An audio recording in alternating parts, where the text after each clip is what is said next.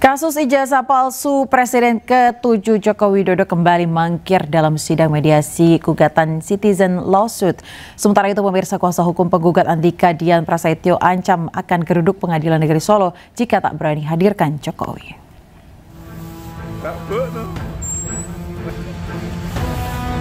Polemik tentang keaslian ijazah Jokowi masih terus bergulir. Terbaru, sidang mediasi gugatan citizen lawsuit yang digelar di Pengadilan Negeri Solo kembali tidak menghasilkan kesepakatan alias deadlock. Pada sidang ketiga ini, Jokowi, Rektor dan Wakil Rektor UGM selaku tergugat 1, 2, dan 3 kembali mangkir dari persidangan, yang artinya sidang mediator ini kembali gagal. Pihak mediator telah menyatakan bahwa mediasi deadlock, ya, karena para pihak tidak sepakat menyelesaikan secara damai, terutama pihak tergugat 1 dan tergugat yang lain. Sementara itu, kuasa hukum penggugat Andika Dian Prasetyo mengancam jika persidangan tidak pernah berani memeriksa Jokowi, maka masyarakat Indonesia akan mendatangi Pengadilan Negeri Solo. Seandainya sidang ini nanti tidak berani memeriksa lagi dengan alasan PT UN lah dan lain sebagainya, maka masyarakat di Indonesia melalui siaran ini jangan salahkan apabila semuanya nanti akan datang ke sini untuk meminta pertanggungjawaban. Diketahui Jokowi dan 2 tergugat dari pihak UGM tidak pernah hadir dalam persidangan dan hanya diwakili kuasa hukum masing-masing. Dari Solo, Jawa Tengah, Septiantoro, iNews melaporkan. Pemirsa, Wakil Menteri Haji dan Umroh Daniel Anzar Simanjuntak sebut pemerintah komitmen turunkan biaya penyelenggaraan ibadah haji tahun 2026 mendatang. Saat ini pemerintah masih menghitung komponen mana yang bisa diefisiensikan.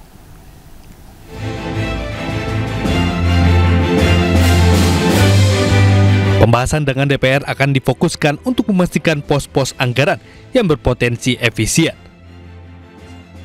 Namun saat ini angka penurunan biaya haji masih dihitung bersama DPR.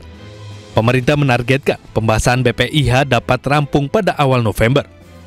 Pemerintah mengusulkan rata-rata BPIH per jamaah sebesar Rp88.365.45 dengan komposisi BPIH sebesar Rp54.924.000 atau setara dengan 62% dari nilai total.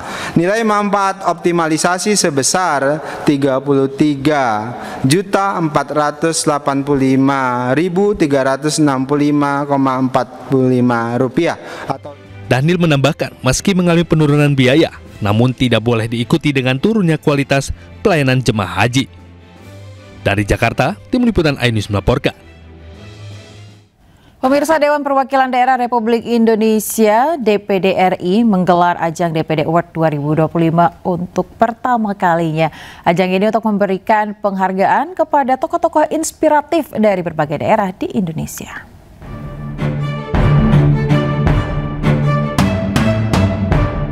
Dewan Perwakilan Daerah RI menggelar malam penganugerahan DPD Award 2025 perdana sejak 21 tahun berdiri. Ajang ini sebagai apresiasi bagi sejumlah tokoh masyarakat yang dinilai telah berkontribusi untuk daerah di sektor pendidikan, sosial, kesehatan, kebudayaan, pariwisata, dan sektor lainnya. Para penerima penghargaan dari berbagai kategori ini dipilih oleh Dewan Juri yang kompeten, independen, dan transparan. Ketua DPD RI Sultan Najamuddin menjamin bahwa keputusan juri dapat dipertanggungjawabkan dan tidak dapat diintervensi oleh siapapun. Melalui DPD Award ini kita mau menjaring, kemudian menemukan begitu banyak potensi yang selama ini mungkin belum tergali, lokal hero, lokal champion, orang-orang daerah yang banyak berkontribusi, banyak berpartisipasi terhadap kemajuan daerah di bidangnya masing-masing, tapi belum tertangkap kamera. Acara DPD Award 2025 ini juga dihadiri oleh sejumlah Menteri Kabinet Merah Putih pemerintahan Presiden Prabowo Subianto.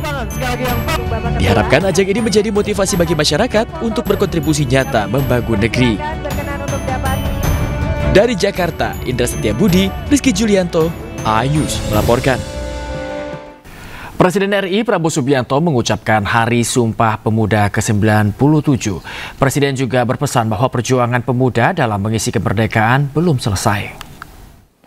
Saya Prabowo Subianto, Presiden Republik Indonesia, atas nama pribadi dan atas nama pemerintah, mengucapkan selamat Hari Sumpah Pemuda ke-97 tahun 2025.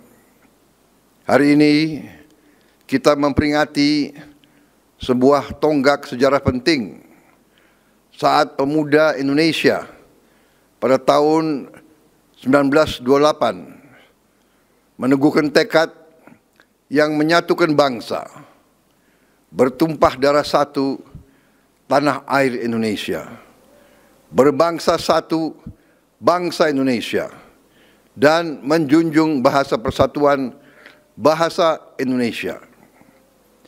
Mereka yang pada saat itu berusia muda, tidak lebih dari 22, 23, 24 tahun, hanya ingin satu hal: Indonesia merdeka, Indonesia bersatu, berdaulat, bermartabat.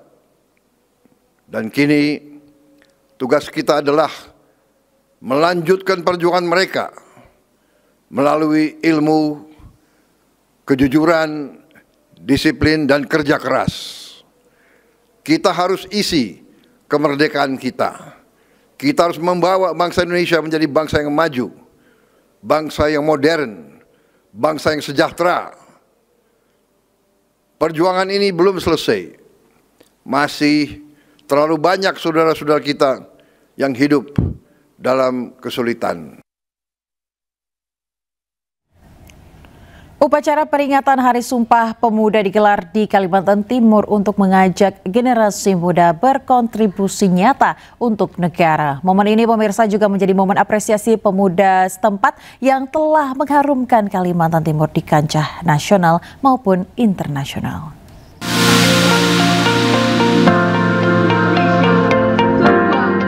Dalam rangka memperingati Hari Sumpah Pemuda ke-97, Gubernur Kalimantan Timur Rudi Masud mengajak para pemuda untuk menjadi generasi tangguh dan berperan aktif dalam menyongsong masa depan Indonesia. Semangat dan kontribusi nyata generasi muda dinilai sangat penting dalam membangun bangsa hingga menentukan kemajuan sebuah bangsa di masa depan. Menurutnya, kemajuan negara sangat bergantung pada kualitas dan karakter para pemudanya. Ingat bahwa pemuda adalah tulang punggung daripada negara ini. Kalau ingin negaranya maju, kuat, pemudanya harus hebat dan tangguh. Kalau pemudanya malas-malasan, ini yang harus kita perbaikin. Jadi untuk pemuda-pemuda agar bisa sukses, maka ditanamkanlah pikiran-pikiran yang positif. Kita mari bersatu padu untuk menyongsong masa depan Indonesia yang lebih cerah. Momen ini juga sekaligus menjadi momen apresiasi kepada pemuda Kalimantan Timur yang berprestasi dan telah mengharumkan nama Kalimantan Timur dengan bidangnya baik di kancah nasional maupun internasional. Dengan memperingati Hari Sumpah Pemuda ini, pemerintah berharap pemuda Kalimantan Timur dapat terus merawat semangat persatuan untuk membawa Indonesia maju di mata dunia. Dari Samarinda, Ardi Wirya, iNews melaporkan.